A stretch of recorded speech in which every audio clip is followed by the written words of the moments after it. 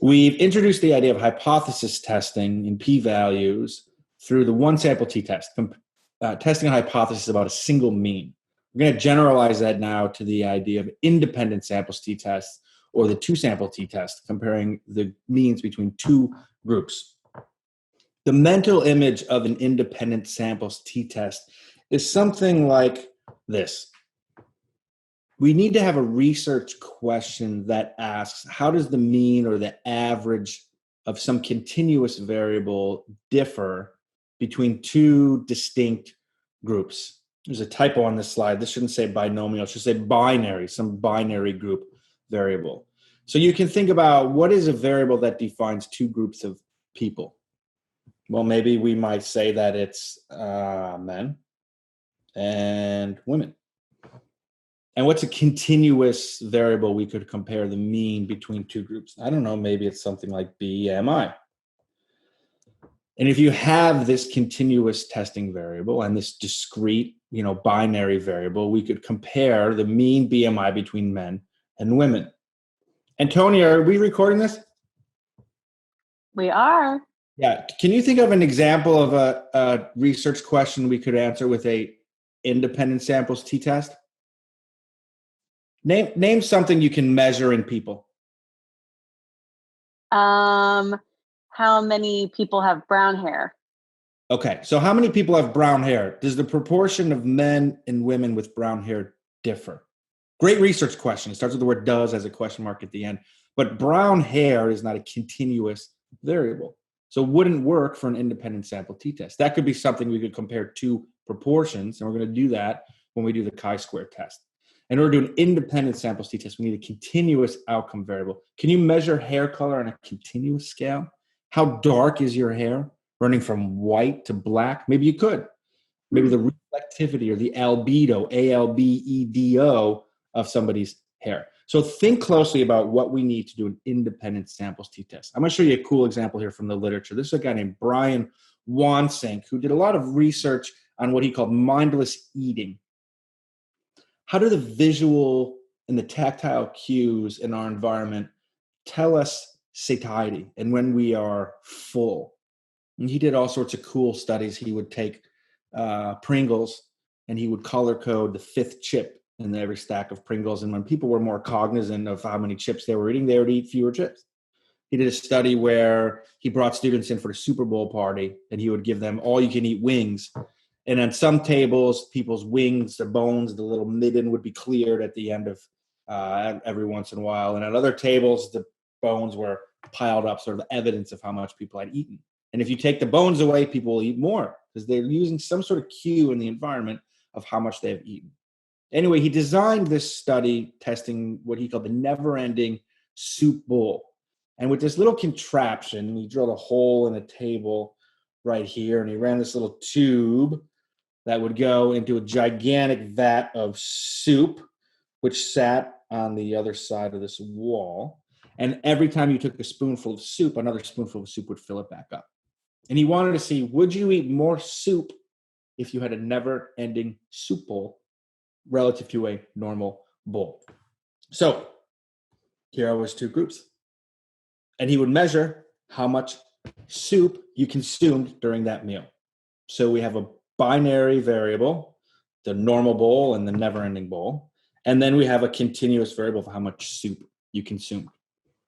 Classic question for an independent two-sample t-test. The continuous dependent variable, where it makes sense to calculate the mean soup consumption. And then that categorical variable that allows you to put the two groups.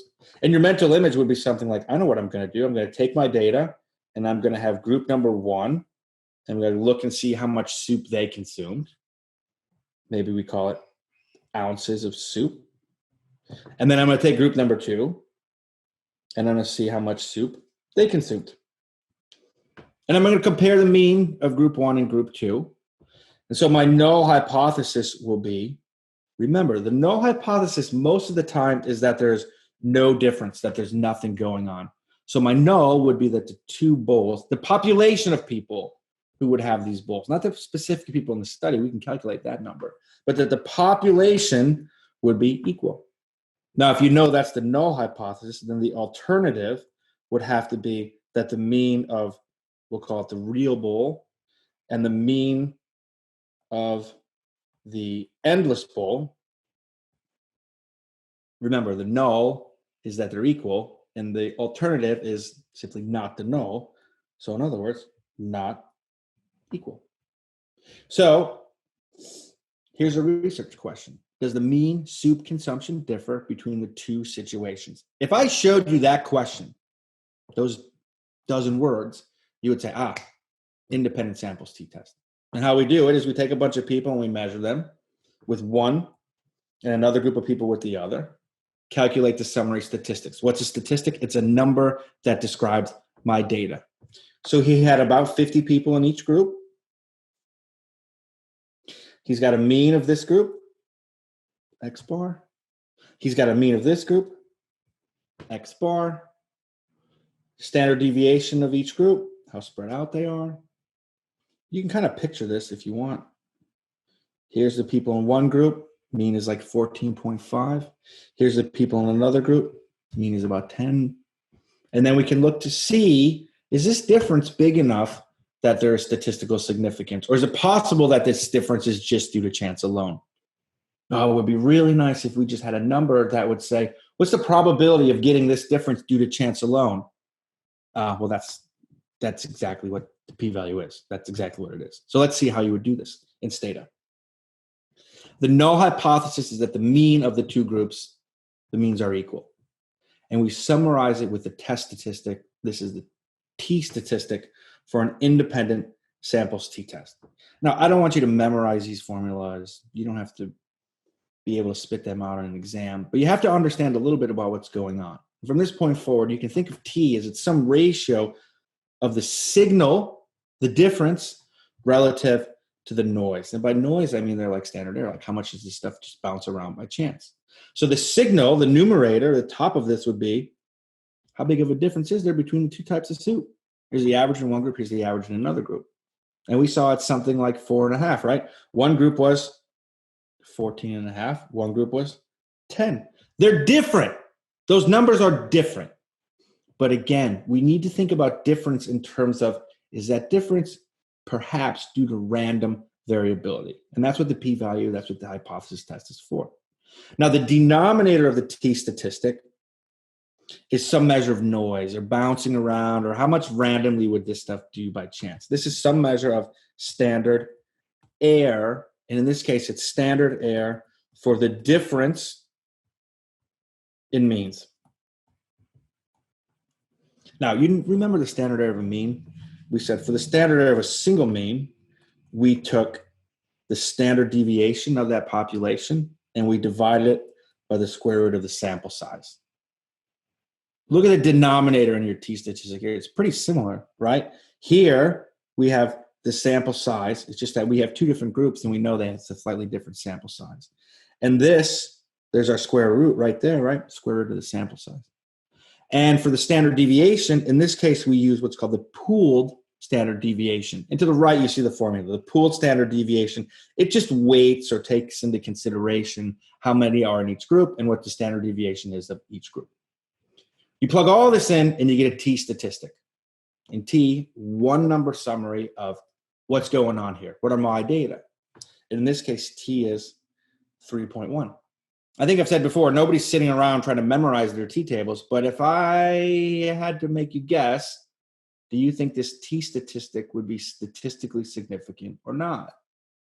What's the probability of getting this test statistic if the null were true? Well, if the null were true, if the two bowls were the same, what would we get in this numerator? Look at the top of this formula right here. If the two groups were the same, you would get two things that are roughly the same. You get 0. It might be a little higher, a little bit lower due to chance, but you would get something like 0. And what did I get? Well, I got not 0. And so I have to say, what's the probability of getting this number or weirder if the two groups were the same? And that's called the p-value. That's called the p-value. Now, I'll go back to this slide. Maybe you still hate it. Maybe you still love it. But remember, we have a population of people under one situation. We have a population of people under the other situation. We could take a sample size of those people and calculate their mean. We could take a sample of the other people and calculate their mean. And then we could calculate the difference in those two means for every sample that we took. The difference of these two population means has a sampling distribution. And if the null is true, that difference will be somewhere around 0. Because if it's true, the difference is 0, they're equal, right? If the null is true, they're equal, the difference is 0. But we did not get 0. So we got to ask ourselves, if the null is true, if people really consume the same amount of soup under each situation, what's the probability that you would take 2 random samples and get a t-statistic of 3? Well, that's what the p-value is for. This is what Gossett figured out at Guinness Brewery. Take out your t-distribution table, he'd say. Look up the degrees of freedom for 98, because we have roughly 100 subjects in this study. And look to see if 3.04 is weird or not. Now, Stata is going to do all this for us. But essentially, the program for us is going to look up this t-distribution, and it's going to say, if the null is true, most of the time I'll get something around 0. Sometimes a little bit higher, sometimes a little bit lower. Most of the time in between -1 and +1. Almost all of the time in between -2 and +2. And seriously, dude, literally almost all the time between -3 and +3. What did we get? We got 3 point something. So the p-value, the probability of observing a test statistic of a given magnitude or larger, if the null is true. Go here, go here. How much ink did I use? What percentage of that curve is colored in? And most importantly, is it less than alpha? Because if it's less than alpha, then it's statistically significant. Here's how you run this in Stata. In Stata, t-test soup, that's the variable I call it, soup, how much soup you ate. And then you put comma, by, and then what other variable define these people? Bowl. So I define these people, you're either in group 0 where you don't have the magic bowl, or you're in group 1 where you do have the magic bowl. Now here we see the summary statistics. Here's the magic bowl, 14.5. Here's the regular bowl, 10.1. Those are the numbers we already saw. The difference is -4. That difference has a standard error.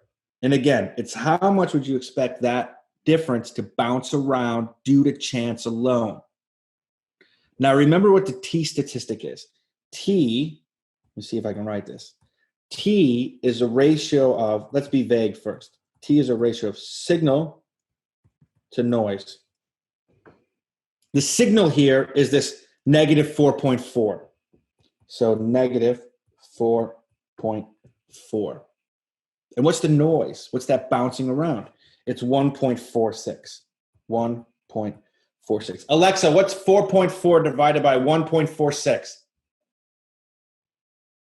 4.4 over 1.4 cents is equivalent to a music interval of about 0.0. Alexa didn't understand me. 4.4 divided by 1.46 is this. It's T. It's our number. It's our 3. Alexa, stop. It's 3. Now, if that's our T statistic, we can say, what's the probability of getting that if the null were true? That's the p-value, and you see that at the bottom right here. P is 0.003. It's less than 0.05. So if 0.05 is our alpha, we could say, hey, this is statistically significant. There's a difference. This bowl will make you eat a significant more amount of soup. That doesn't mean it's clinically relevant. Is 4 ounces of soup a lot? How many calories are in 4 ounces of soup? Probably not a lot. But you eat soup a lot. I'm pretty sure you eat like 2, 3, 4, 5 meals a day. 4 ounces of soup at every meal. That adds up over the course of a year. So maybe it is clinically relevant. How do we summarize this? Well, we can look at this in 2 ways. In the terms of hypothesis testing or in terms of estimation. When it comes to hypothesis testing, we can say people with this bowl consume, on the average, remember, on the average, 4.5 more. So there's our magnitude, and there's our directionality, and there's our units. And then we give our p-value and the name of the test, an independent samples t-test. You can also look at that difference of 4.5 and you can put a confidence interval around it. 4.5 plus or minus what? And if you look at that data output, you'll see the confidence interval is spit out for you, and it's this. We are 95% confident that people with this bowl will consume on average between this and this more. Now notice, what is not in that confidence interval? 0, the null value. So that means that this bottom, by using estimation, it's statistically significant. And the top here, by using hypothesis testing, it's also statistically significant. They'll tell you it's the same story. So the independent samples t-test allows us to test what is the mean difference between two groups. Is it statistically significant? We summarize it with the t-statistic, turn it into a p-value, assess it relative to our alpha level, and then declare whether it is statistically significant when we reject the null, or whether it's not statistically significant and we fail to reject the null.